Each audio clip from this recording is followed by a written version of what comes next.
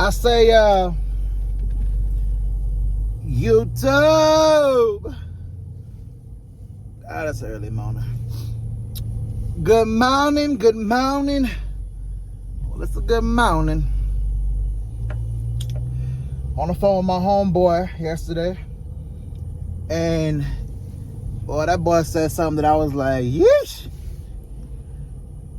I was like, yeesh. He said, the disrespect, the dismay, and the disarray.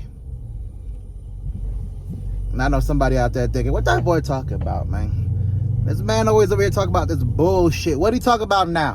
What does broke nigga talk about now? Well, let's get into it. If it's your first time rocking with the boy, I'll be the KING SPR 33. That be me, King Spree. And you locked in one of the realest, they tell me. Reporting live from Sin City, Las Vegas, Nevada. The weather about 75 degrees outside. No clouds in the sky. Praise to the Most High. And baby, I know you've been patient, so I need you to watch out for that mixtape coming soon.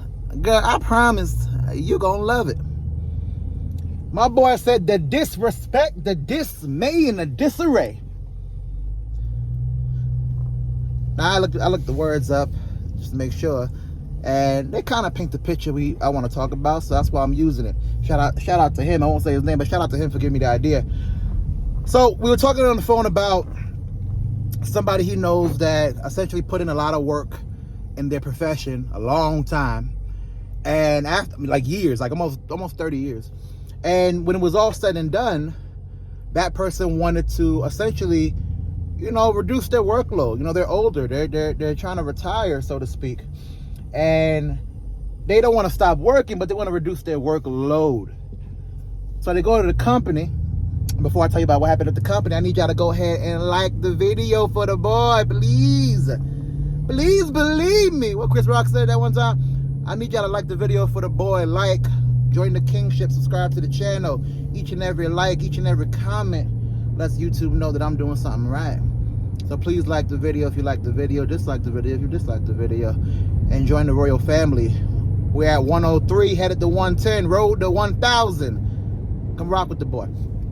So the person wants to essentially reduce their workload, and the company said, nah. Either you staying on full time or you out of time. There ain't no in between in this game. And it got me thinking, like, the reason why they treat us like we don't own shit, because we don't own shit. The reason why they treat us like we ain't got no power, because we ain't got no power. And when you get to that realization of you could work 30 years for a company and not even get a certificate saying thank you for your service, it really hits home. You could work 35 years for a company, and then when it's time to make right before your tenure, right before your pension is due, lifetime pension, they'll find a reason to fire you. Go ask a bunch of teachers that have to go through that. They don't work literally 30 years, but when they get to that number where it's inevitable that they're going to get a certain amount of money per month for the rest of their life, they get cut for some strange reason, right? The big businesses are always going to look for a way to get you up out of here, right? You got to almost trick them into giving what you deserve. And is it a shame? Yeah, but they're in the business of making money. I was with a patient yesterday, and he was telling me that he was going to get discharged. He was very upset.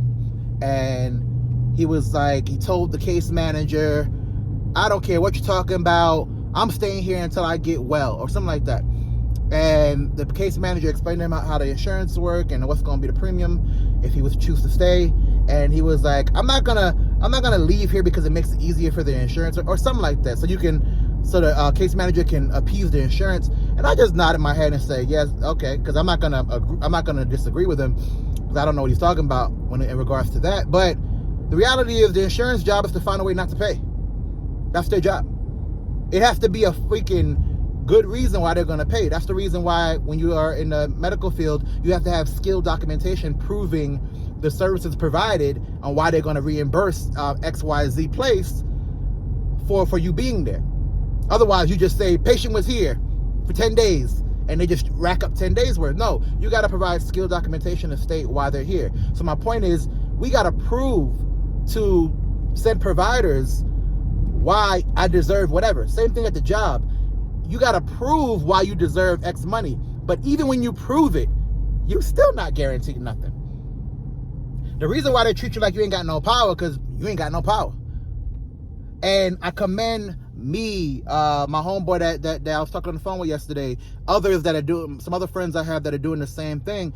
You know, we found out about it later in life, but, you know, they're actually doing the work right now, and I'm on the process and on the journey to doing the work myself. But we don't learn none of this, bruh. They don't teach you none of this in school on purpose. And as a result, when you get into the world and you finally, it's like the Matrix. When you finally realize what the hell's going on, it's like, God, dog, this whole time? So, and I've said this before, I'm beating a dead horse, but you want to be in a situation where you realize, then start to study and learn, then implement. The disrespect, the dismay, and disarray, it's a reality. Like, they're going to treat everybody like that because at the end of the day, they're the ones with the power, and we don't got it. We don't got it for right now. Now, the power comes in the education. The power first comes in just knowing something exists. Then it comes in the education. Then it comes in the implementation of what you've learned. Then it comes in the consistency. Yeah, back in 1995, we would start thinking about buying homes and buying apartments and buying multifamilies and buying stocks, a lot of us will be up right now. That's true. And every generation thinks like that. So fast forward to now, today, get on it today, because I promise you by 2030, 2040, you're going to be saying the same thing about this time frame. Damn, in 2020, I should have jumped on it. Damn, in 2021, I should have got on that. Damn, in 2022, the market was ripe. It's always going to be that. As long as we exist, it's always going to be that, damn, I should have did that. Damn, I should have did this. What was I thinking? The disrespect, the dismay, and disarray. That's how it works when you ain't got the education, when you ain't got the power, when you ain't somebody that is respected on a high level.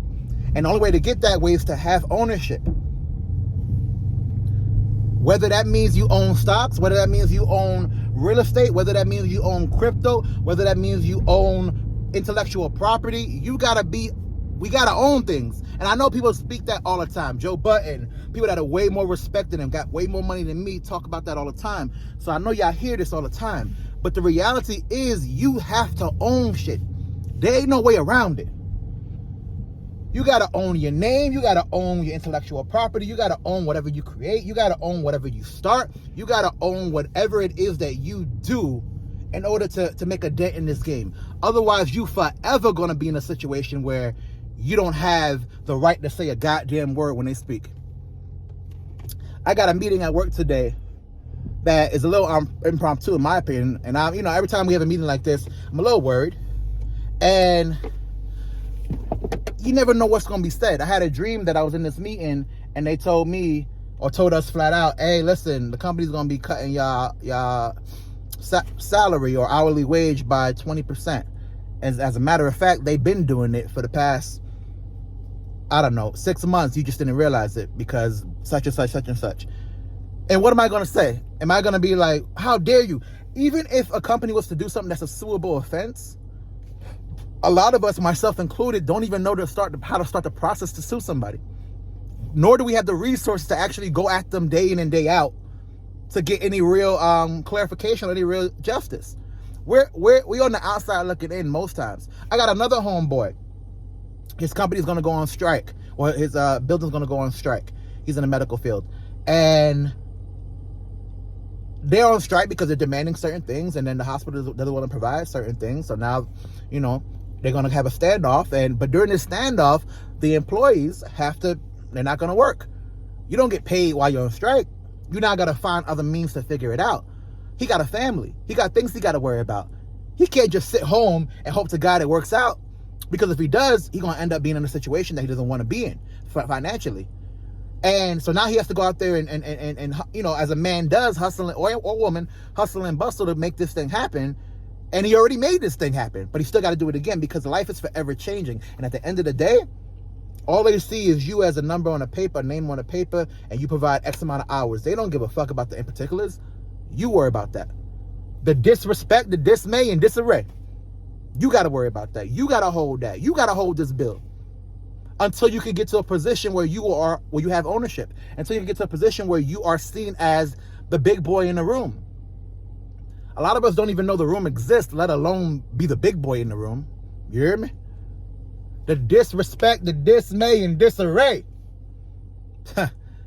we gotta keep trying to find ourselves in positions where we can get to the next level. Now you don't have to. You ain't gotta listen to a word I'm saying. All this is just advice, as the Muscle Twins used to say. You do whatever the fuck you want. But either way, this has been a message brought to you by the good people over here at Spree ENT. Please like the video, subscribe to the channel, and make sure when you press the subscribe button, you also press that notification bell. That'll let you know each and every time I jump on the line talking my shit, you dig? Like, comment, subscribe, and as always, baby, it's gonna all make sense real soon.